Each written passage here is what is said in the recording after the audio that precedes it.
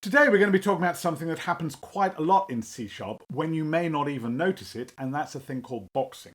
Now, a couple of videos back, we were talking about value types and reference types and memory allocation on the heap or on the stack, and I said that value types like to live on the stack. And I was quite careful in my wording there because they like to live on the stack, but it is possible for value types to also be allocated on the heap. It's not possible for reference types to be on the stack, but value types can be on the heap. And it happens quite a lot. Let's just take a look at some code. And here I've got a class person. So person itself is a reference type. It lives on the heap.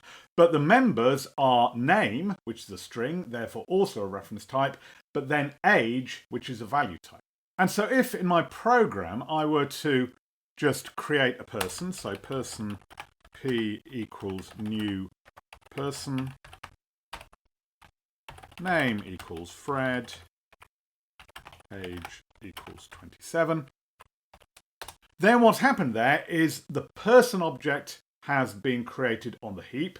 P is a stack variable that references the object on the heap, but then on the heap, the age, being a value type, is embedded in the person object, whereas the name Fred is a separate location on the heap, and we have another reference from the person on the heap to the name on the heap. And that's something we're always going to see, that when you have a reference type, wherever it is, it's going to be one level further away from you, one level of indirection, this is sometimes called, than the value type, which can reside there directly. What this means, of course, is that we could write a class which was purely intended to store a value type on the heap. So I could do something like add a class, and let's call this integer. And then all I need to do is in there put the value type of int, and maybe just call it value, something like that. And so now we've got a class whose purpose is purely to wrap up the value type int so that it can go on the heap. And in fact, if you look at Java, this is precisely what Java does. It has value types like int, double, so forth with lowercase, just like in C#, but then it has predefined in the library corresponding reference types, integer, double with a capital D, and so on and so forth. The reason that Java can work like that is in Java, you don't have the ability, like we do in C#, to write your own value types. We don't have the struct concept. And obviously that would be a problem in C# because it would mean whenever you wrote your own struct, you'd have to write the corresponding wrapper reference type if you wanted that struct to be able to exist on the heap. And so that's why it happens automatically in C# with this process called boxing, where all we have to do is in a program, if I've got an integer x and I want to put that into a reference, let's just put it directly into an object O, I can do that, and that's done by dynamically creating this thing called a box, which is a reference type that contains just this single member of the value type. Now, just to get a bit of understanding of this, I've actually written a generic which does basically the same thing. Now, you'd never do this yourself because it's already built into the language, but I just think this helps understand what's going on. So here we've got this box, which is a generic for T, where T is a value type, a struct, because obviously we don't want to box the reference type.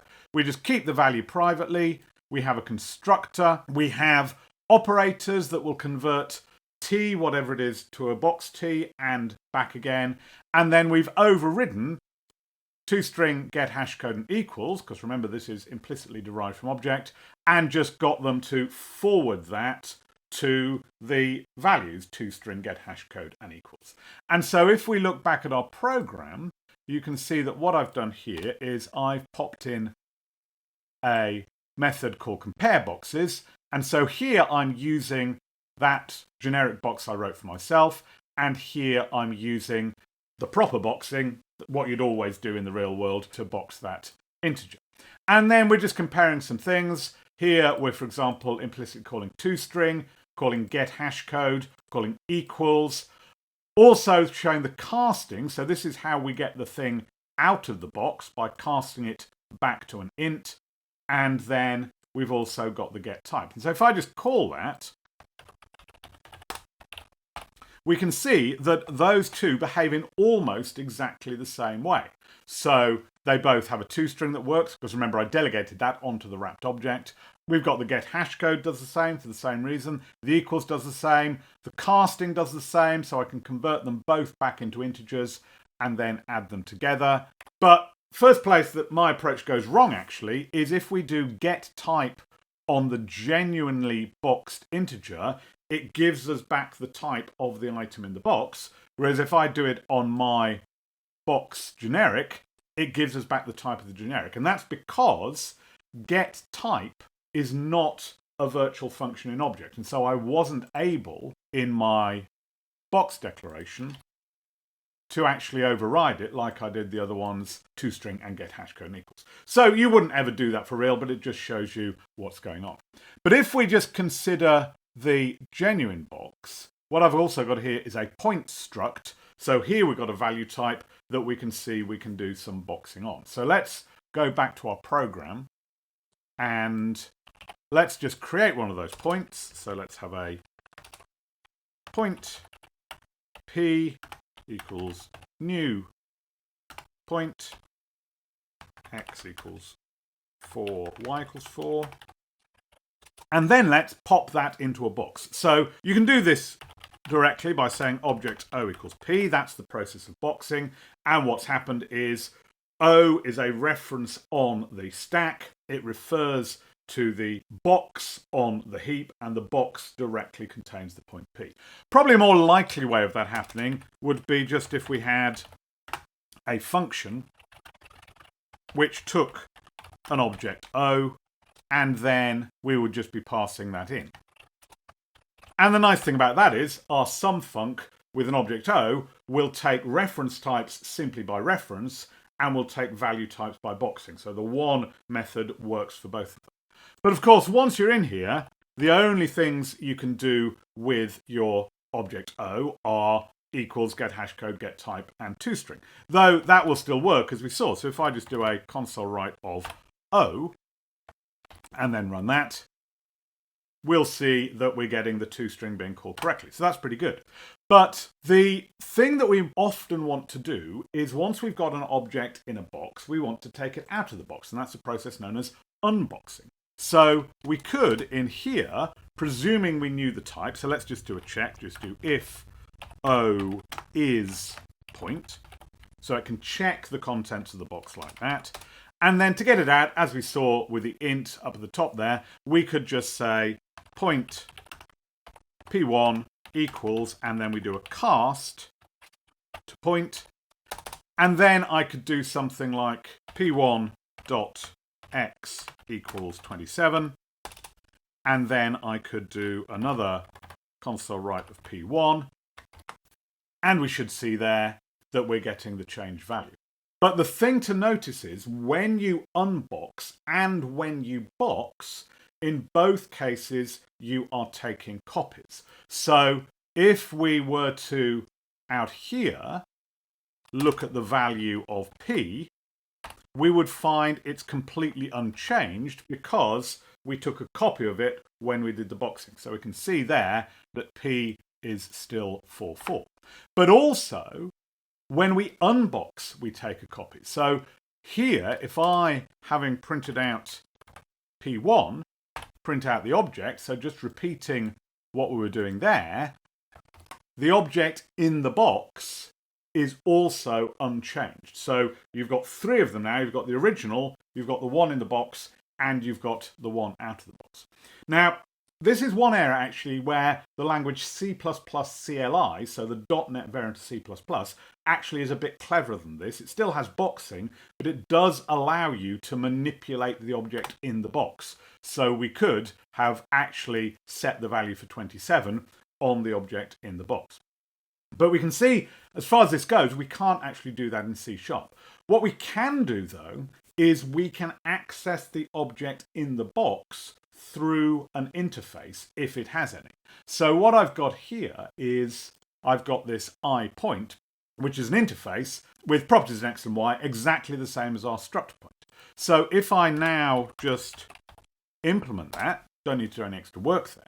But what I can now do is, back in here, rather than casting O to a point, I can cast it to an I point, which may not look very different, but actually this is no longer unboxing.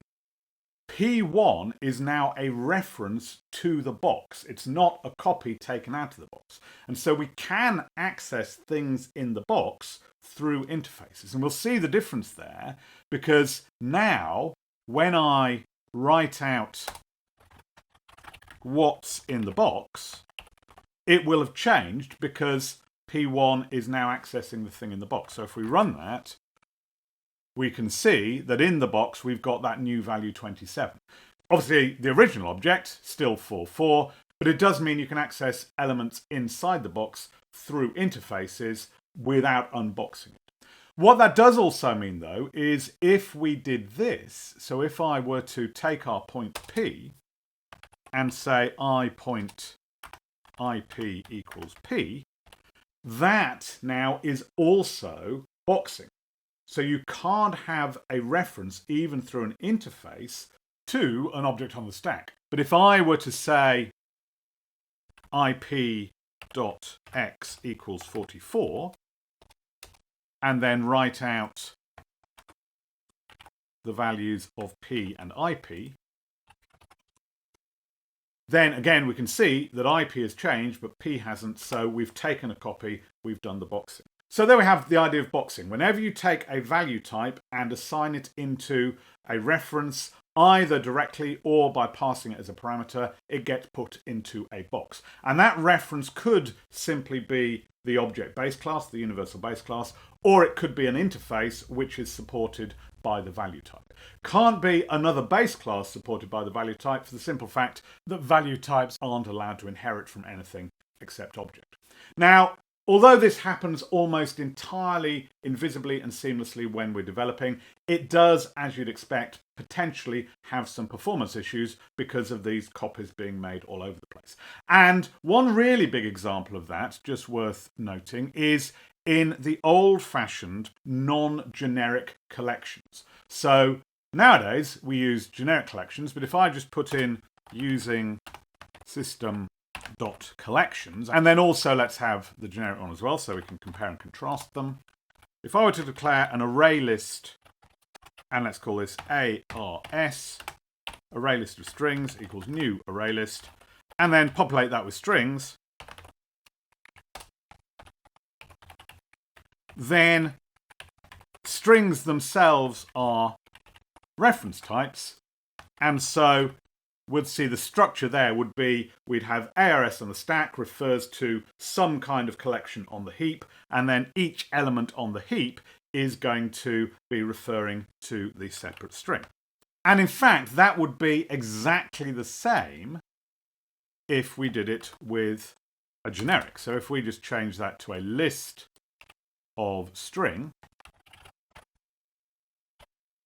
although obviously we prefer the list of string because it's safe, in terms of the basic structure, it's exactly the same. But now let's do that with value types. So if I have an array list of ints, call it ARI, or any value type, and then I start putting things into there, each one of those elements that I add, because it's a value type, has to go into a box. So we still get basically the same structure where ARI refers to the memory allocation on the heap, and then each element on the heap refers to a separate element on the heap, which contains the box, which contains the number.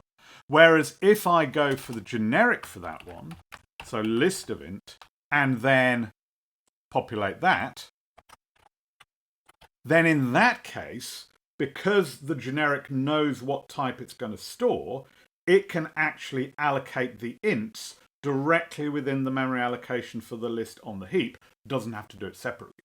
And so you can imagine there's huge performance benefits here. Firstly, we're not doing the overhead of copying in terms of the boxing and unboxing whenever we look at things. There'll be far fewer copies. But also, we've got less indirection. So whenever we want to look up a value, we go straight to it. We don't have to go to the list and then go from the list to the element. Now, array lists nowadays, you shouldn't be using them at all, but it's just quite a good example of where boxing, if you're not aware of what's going on, can really slow things down. So, hope you enjoyed that. It's a fundamental feature of C# that is well designed, so we don't notice it all the time, which for the most part is a good thing, but you just do need to be aware of it in terms of performance. If you enjoyed that, do subscribe, do click the like button, and I'll see you next time.